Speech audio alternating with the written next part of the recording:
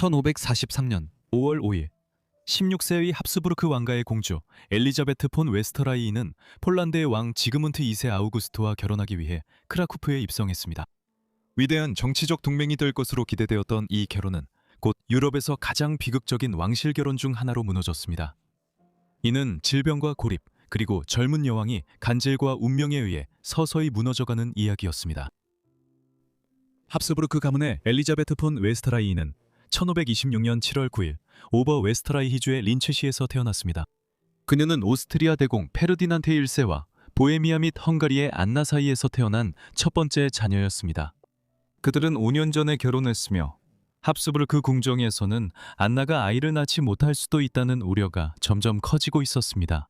이것은 초기 근대 유럽의 어떤 왕실이나 귀족 가문에게도 문제가 되는 일이었을 것입니다. 그 시기에는 결혼이란 남자 후계자를 낳고 딸을 통해 혼인 동맹을 맺는 것이 전부였기 때문입니다.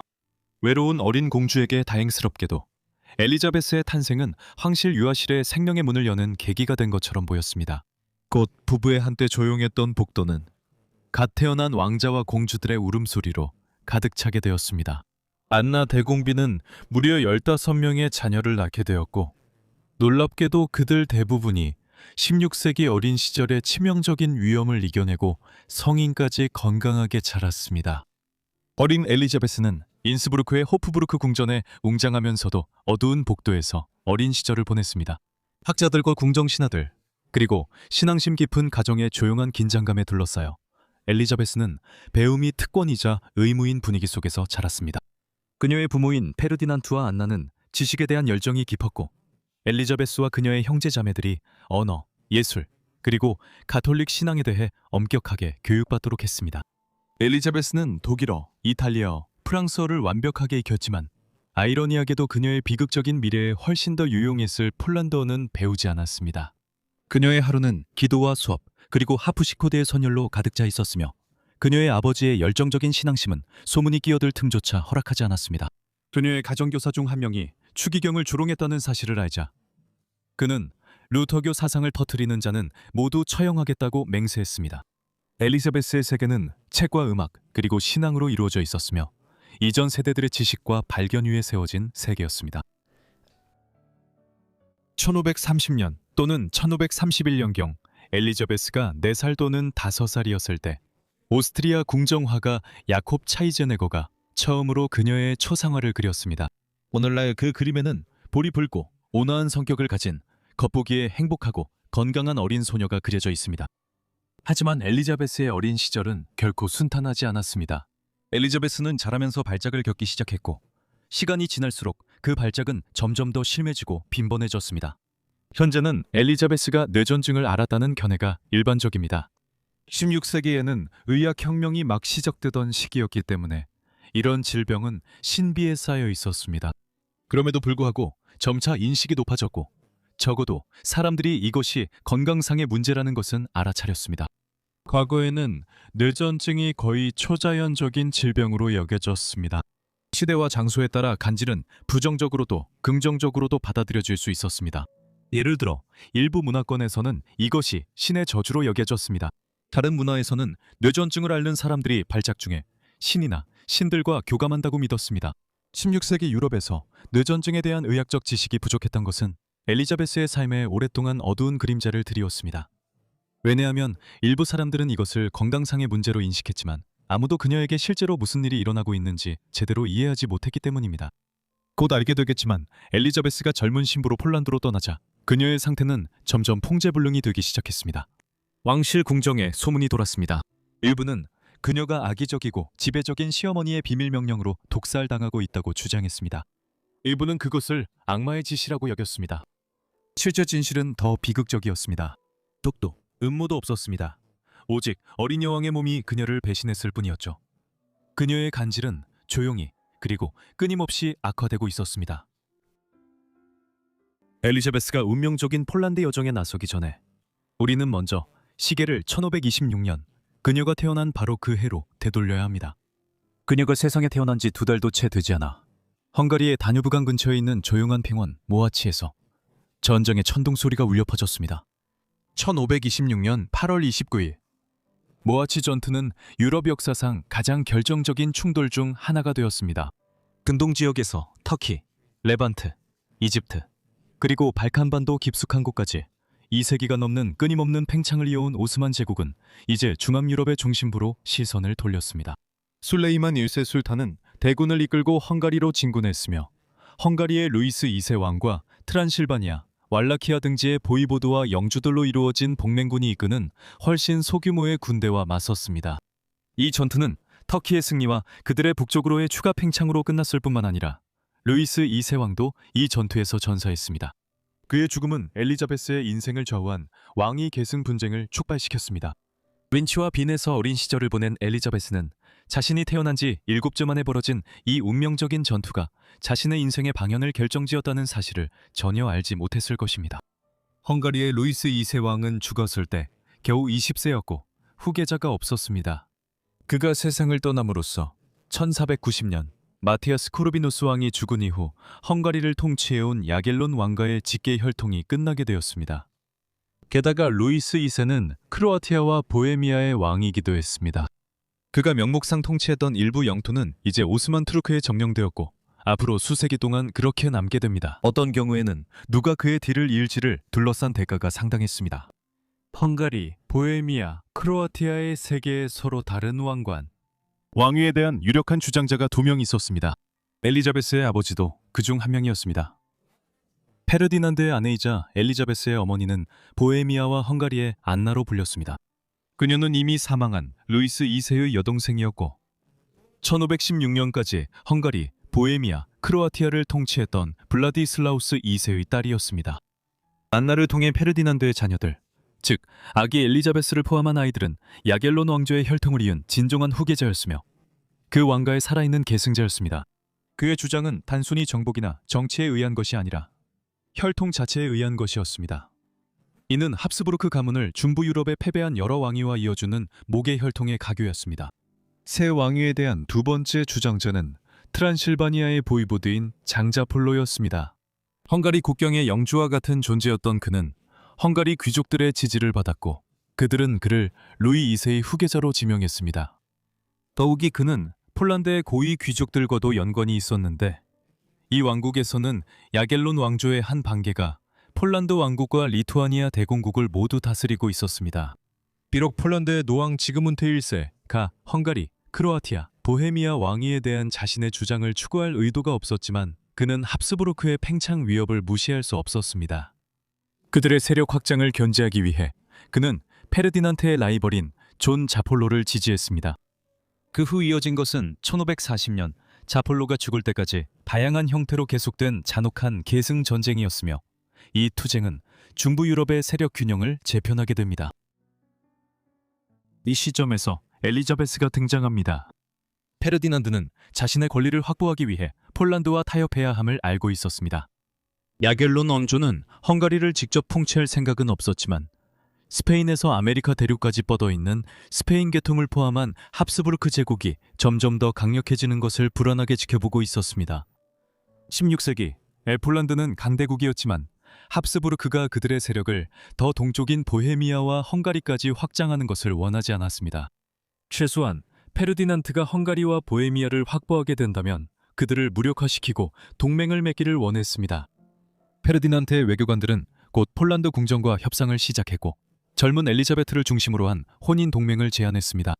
이 동맹은 합스부르크가 보헤미아와 헝가리 왕위를 얻은 뒤 폴란드 영토로 더 진출하지 않음을 야겔론 왕가에 안심시켰습니다. 계획은 간단했습니다.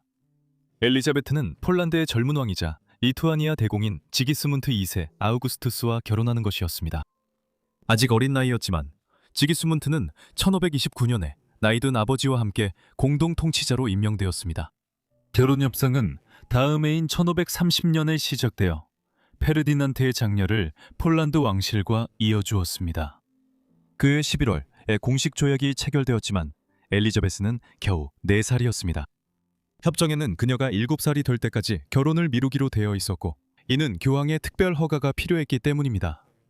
이 허가는 나이 때문만이 아니라 두 사람이 오천 관계였기 때문이기도 했습니다. 시간이 지나며 계획이 수정됐습니다. 결혼은 엘리자베스가 더 적합한 나이에 도달할 때까지 즉 1540년대 초반까지 연기되었습니다. 수년간의 섬세한 협상 끝에 엘리자베스는 마침내 1543년 4월 겨우 16세의 나이로 빈을 떠났습니다.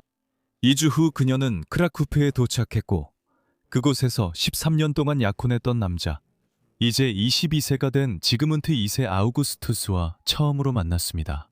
바로 그날 바벨 대성당의 웅장한 성당 안에서 두 사람은 결혼식을 올렸습니다.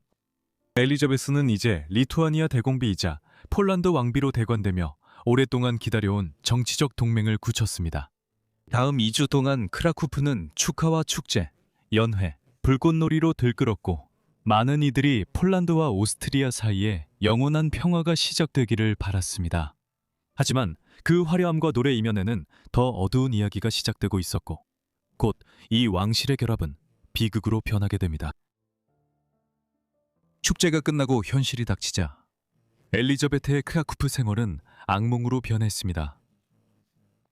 폴란드로 가는 여정에서 그녀의 건강은 악화되었고 엘리자베트는 점점 더 많은 발작을 겪기 시작했습니다.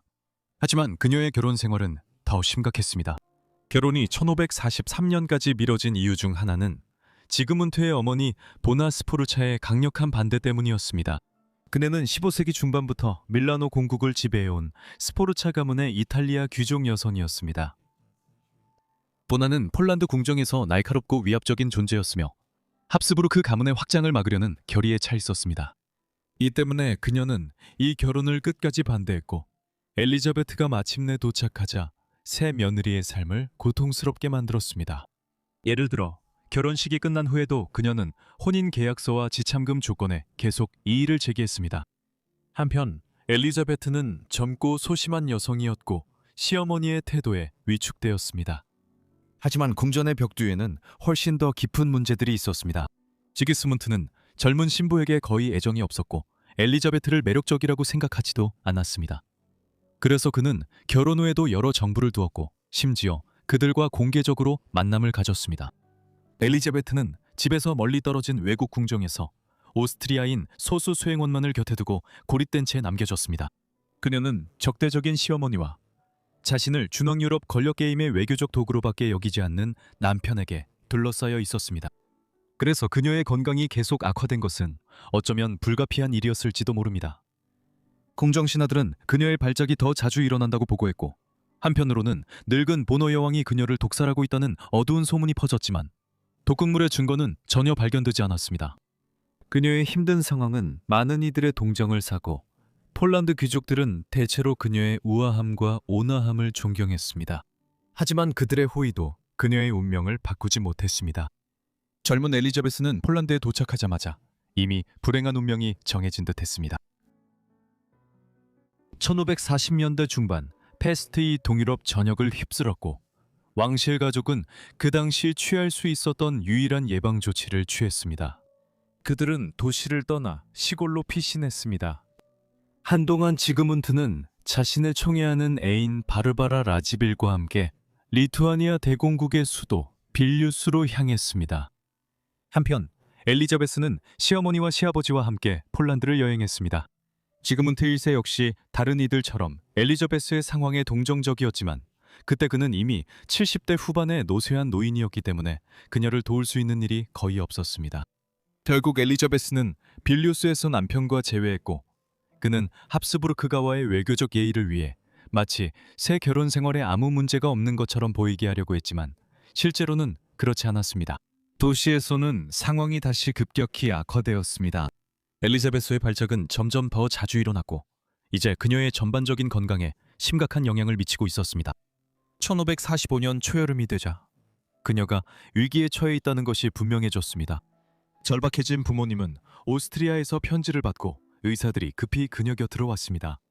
하지만 이미 너무 늦었습니다. 1545년 6월 15일 빌뉴스에서 어린 여왕은 병으로 세상을 떠났습니다. 그녀의 나이는 겨우 18세였고 19번째 생일을 3주 앞둔 시점이었습니다. 궁정은 깊은 슬픔에 잠겼고 그녀는 9일 후 빌뉴스 대성당에 안장되었습니다. 지그문트 2세 아우구스투스는 1572년까지 폴란드를 통치하며 폴란드와 리투아니아 대공국이 폴란드 리투아니아 연방으로 공식적으로 통합되는 과정을 감독했습니다. 그는 잠시 자신의 애인과 두 번째 결혼을 한 후 결국 1553년에 엘리자베스의 여동생 중 한 명인 오스트리아의 카타리나와 결혼했습니다. 하지만 결국 지금 은퇴의 세 번의 결혼 모두 자녀를 남기지 못했고 1572년 그가 사망하자 폴란드 왕위는 잠시 프랑스의 발루아 왕가로 넘어갔습니다. 1575년 그의 여동생 안나 야겔론이 가문의 마지막으로 왕위에 올랐고 그 후 바사 가문이 폴란드 리투아니아 왕권을 차지했습니다. 결국 폴란드 왕실의 신중한 외교적 책략은 모두 헛수고로 끝나고 말았습니다. 오스트리아의 엘리자베트 혜건은 이 영상을 시청해주신 모든 분들께 진심으로 감사드립니다. 여러분께서 흥미롭게 보셨길 바랍니다. 그리고 오늘의 스폰서인 책 문명재건의 궁극적 가이드에도 다시 한번 특별히 감사드립니다. 아래에 있는 제 링크를 통해 꼭 확인해 보시기 바랍니다. 댓글이나 제안이 있으시면 아래에 꼭 남겨주시고 여러분 모두 제 채널을 구독하고 알림 설정도 해두셔서 제가 영상을 올리자마자 바로 받아보시길 바랍니다. 오늘은 여기까지입니다. 다음 포가탕 라이프에서 다시 뵙겠습니다. 감사합니다.